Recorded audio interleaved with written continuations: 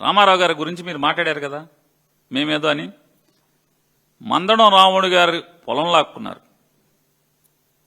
మందడం రాముడు గారి ఇల్లు లాక్కోబోతున్నారు, మందడం రాముడు గారి ప్రాణాలు కూడా లాక్కున్నారు కదా. దానికి మాకేం పాత్ర? మేమేం రాజకీయం చేశాం? మీ పెమసాని గారు, మీ ఎమ్మెల్యే గారు వెళ్తే ఆ ఇంట్లో వీళ్ళు ఏం మాట్లాడుతున్నారు? ఇంకెవరిని చంపుదామని వస్తున్నారు అంటే అది కూడా మేమే రాజకీయమా? లేదా వాళ్ళ ఇంట్లో వాళ్ళు రాజకీయం చేస్తున్నారా? బోరున విలపిస్తున్నటువంటి వాళ్ళ కుటుంబ సభ్యులు రాజకీయం చేస్తున్నారా? ఏమన్నారు మిమ్మల్ని? ఏమన్నారంటున్నా? మరి అక్కడ మాట్లాడచ్చు కదా. పెమసాని గారును ఎమ్మెల్యే గారు ఎవరు మైండ్ ఏడిస్తే ఆడవని కానీ రాజకీయాలు చేస్తారేంటి, మా మీద మాట్లాడతారేంటి అని అలాగా ఎందుకు అనరు? వైసీపోడు లోకువా. 10 ఛానల్స్ ఉన్నాయి, 2 పేపర్లు ఉన్నాయి, మీరు ఏది వాగినా రాయటాకి చూపించటాకి, కాబట్టి మీ ఇష్టానుసారం మాట్లాడతారు. ఇది కాదండి నేను అడుగుతున్న. అమరావతి రైతులు దీని గురించి మీరు ప్రేమ వలకబోస్తున్నారు కదా, ముసలి కన్నీరు కాలుస్తున్నారు కదా. మీకోసం పడి చచ్చినటువంటి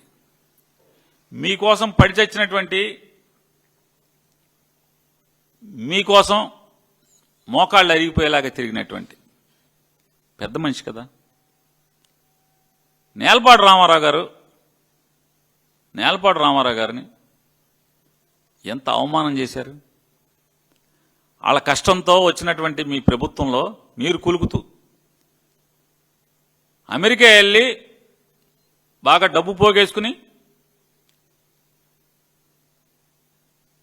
నారా చంద్రబాబు నాయుడు గారికి 200 కోట్లు లంచం కొట్టి మంత్రి పదవి తీసుకుని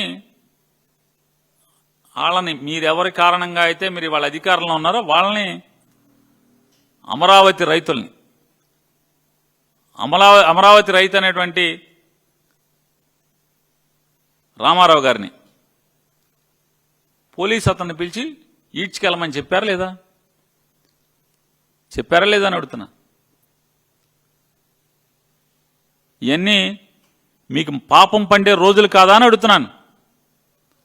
దొండపాటి రాముడి గారి మరణం కానీ లేదా నేలపాడు రామారావు గారిని పోలీసులతో మెడపట్టి ఈడ్చుకెళ్ళమని చెప్పి ఆదేశాలు ఇష్టం కానీ, అధికారం మదంతో ఆదేశాలు ఇవ్వటం కానీ, మీ పాపం పండే రోజులు శిశుపాలుడు ఎన్ని పాపాలు చేశాడో ఆ పాపాల్లో ఈ లెక్కలు రావా అని అడుగుతున్నాను.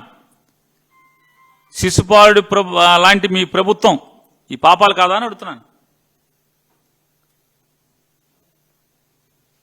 ఇవాళ ఇంకా వదలండి అయ్యా, అమరావతిలో రైతులను వదిలేండి, చంపబాకండి. ఇంకా వాళ్ళు ఇల్లు లాక్కుంటాం కాదండి. నేను అడుగుతాను, బెంగళూరులో హైదరాబాద్లో వంకర్లు తిరిగిన రోడ్లు లేవా అని అడుగుతున్నాను. బెంగళూరులో, హైదరాబాద్లో, ఢిల్లీలో, బొంబాయిలో వంకర్లు తిరిగిన రోడ్లు లేవా అని అడుగుతున్నాను. ముంబై లాంటి మహానగరంలో పేదవాళ్ళు ఉండేటువంటి రేకుల షెడ్లు లేవా అని అడుగుతున్నాను. నిజంగా నారా చంద్రబాబు నాయుడు గారు మహారాష్ట్రలో పుట్టపోవటం వాళ్ళందరూ అదృష్టం, బొంబాయి వాళ్ళది. లేకపోతే మొత్తం నేలమట్టం చేసి పారేసేవాడు, మొత్తం అంతా వాళ్ళందరినీ తోలేసేవాడు. ఇవాళ నారా చంద్రబాబు నాయుడు గారి ప్రభుత్వం కానీ, ఆయన కొడుకు ప్రభుత్వం కానీ, పవన్ కళ్యాణ్ గారి ప్రభుత్వాన్ని చూస్తుంటే వెనకటికి ఒక అరబ్ షేక్ సామెత గుర్తుకొస్తుంది. చలికి, ఎడారిలో చలికి తట్టుకోలేకపోతుందని చెప్పని ఒంటిని లోపల తలదాచుకోమని చెప్తే ఒక గంట గడిచేపటికి మామూలుగా అరబ్ షేక్ వెళ్ళి టెంటు బయట ఉన్నాడంట, చలికి చచ్చిపోయాడు. తెల్లారేపటికి ఈ ఒంటి మాత్రం టెంట్లో పడుకుంది. అదే సామెతలో తెలంగాణలో, హైదరాబాద్లో దొంగతనం చేస్తూ దొరికిపోయి ముద్దాయిగా తెల్లారేపటికి మూటాముళ్ళు సర్దుకుని కరకట్ట మీదకి చేరి మీరు మీ పొలాలు ఇవ్వండి అని చెప్పని ముసలి కన్నీరు కార్చి మీది తినాలి మాది తినాలి పాటలేసుకు తిరిగి ఇంతమందిని తిప్పి భూమి ఇచ్చిన రైతులకి ఇవాళ ఆనాటి అరబ్ షేకు గతి ఇవాళ అమరావతి రైతులకు పడుతుందా పడతలేదా అనేది ఒకసారి ఆలోచన చేసుకోండి. పాలకులారా,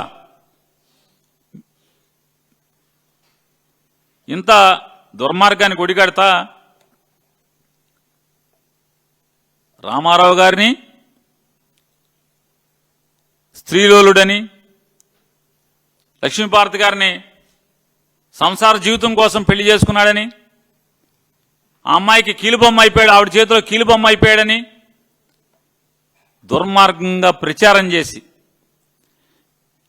ఆవిడ మీ సవతి తల్లి అవుతుందని మా కుటుంబ సభ్యులందరినీ కూడా గిల్లి ఊరూరు హరికృష్ణ గారిని ప్రచారం చేయించి, మా నాన్న చెడిపోయాడు, మా నాన్న పెళ్లి చేసుకున్నాడు, లేకపోతే మా నాన్న అదే ఈ వయసులో పెళ్లి ఏంటని ఇట్లా కార్యకర్తలకు అన్యాయం జరుగుతుందని చెప్పని తిప్పి రామారావు గారి మీద విష ప్రచారం చేసి రామారావు గారిని రామారావు గారిని పడేస్తే మీ అందరూ చొక్కాలు చింపి కీలు కాలు తీస్తారు ప్రజలని చెప్పని ముందు రామారావు గారిని దుర్మార్గుడిగా చిత్రీకరించి, లేకపోతే బలహీనుడిగా చిత్రీకరించి, స్త్రీలోలుడిగా చిత్రీకరించి రామారావు గారిని పడేసినట్టే. జగన్మోహన్ రెడ్డి గారిని కూడా ఇవాళ గత 5 ఏళ్లు చెల్లిని చంద్రబాబు నాయుడు గారు మీకు మీ బ్యాచ్కి గత 5 ఏళ్లు చెల్లిని జగన్మోహన్ రెడ్డి గారిని కూడా ఒక దుర్మార్గుడిగా, ఒక రాక్షసుడిగా మీ ఇష్టం వచ్చినట్టు మాట్లాడి చిత్రీకరించి, కానీ రామారావు గారు అంత అమాయకుడు మాత్రం జగన్మోహన్ రెడ్డి గారు కాదనేది గుర్తుపెట్టుకోండి. మీకున్న సహజ లక్షణం నైజం, మీకు గిట్టని వారిని మానసికంగా చంపేసి బురదేసి మీకున్నటువంటి ప్రచార మాధ్యాల ద్వారా చెడుగా చిత్రీకరించి వాళ్ళని వాడుకుని వదిలేయటం అనేది, లేకపోతే తోసేయటం అనేది, అవతలను దుర్మార్గులుగా చిత్రీకరించడం అనేది మీకు వెనతో పెట్టిన విజయ్. కాబట్టి జగన్మోహన్ రెడ్డి గారి గురించి రౌడీ అని రకరకాలుగా మాట్లాడతారు. అసలు రౌడీజం చేస్తున్నది ఎవరు ఈ రాష్ట్రంలో? మీరు కాదా?